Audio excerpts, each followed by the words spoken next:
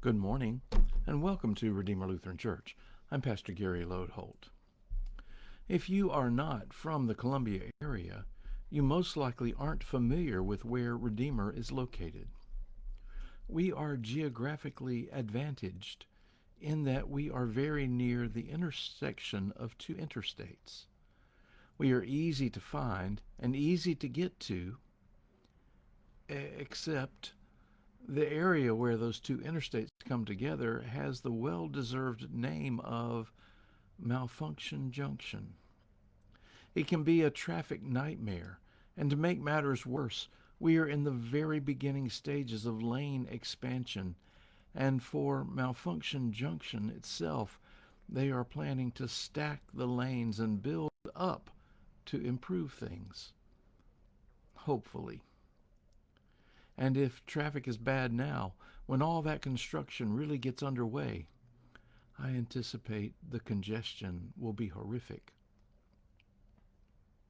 I believe that most of us truly dislike road congestion. We sit in our cars frustrated, trying to get somewhere, but really getting nowhere fast. Our minds devolve into dullness, and not only do we miss what's around us, most of the time we don't even look. This week we are focusing on stories from the Bible in which people are on the roads. And today in particular, we want to look together at the story of those two disciples on the road to Emmaus on the first Easter afternoon. They experienced a different kind of congestion. No one is sure where Emmaus was, but it is generally thought to be about 7 miles from Jerusalem.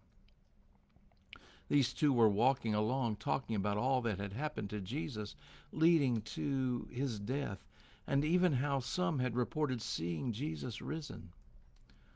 About that time, a stranger joined them in their journey and inquired what they were talking about, and they all began to discuss it.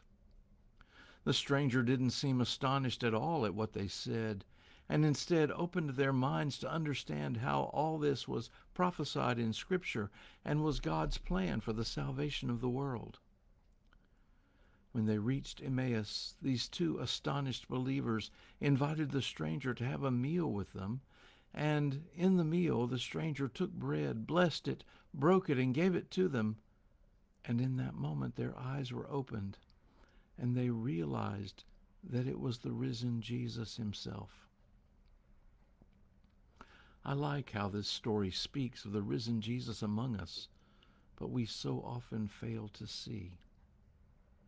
Maybe that's a kind of congestion as we are so caught up in our own concerns, our own jumble of thought traffic, our own stop-and-go busy occupation. I like how this story speaks of the things we don't understand, but then how things are revealed through Scripture. I like how Jesus is recognized through the breaking of the bread, an obvious hint at communion, and how we recognize Jesus in bread and wine as we gather in worship. And I like how those two talked about how their hearts burned within them as Jesus spoke to them about God. It happens that way for us too. I have mentioned before that I think many of us miss one of the most dramatic moments in our worship. It's after we have shared the peace and we sit down while the ushers bring the offering plates to pass in the pews, and meanwhile the choir sings the anthem. We are often so busy with all this during that time, so congested with all this, that we fail to notice what is happening at the altar. Here at Redeemer, the pastor who will preside at communion goes behind the altar and lifts the veil that covers the communion elements and prepares the meal. Let me put it another way. In that moment, Jesus is revealed among us. His body and blood for us, which had been hidden and veiled from our eyes, is suddenly unveiled. Our eyes are opened to the gift there before us. And in just moments, explicitly, Jesus will be made known in the breaking of the bread. Suddenly, the congestion of life opens up and the lanes flow freely. Jesus said, I am the way, and with Jesus the way of who we are, the way of how we are to be, the way of knowing and seeing God's will is open. Jesus is in our midst, and we are with Jesus.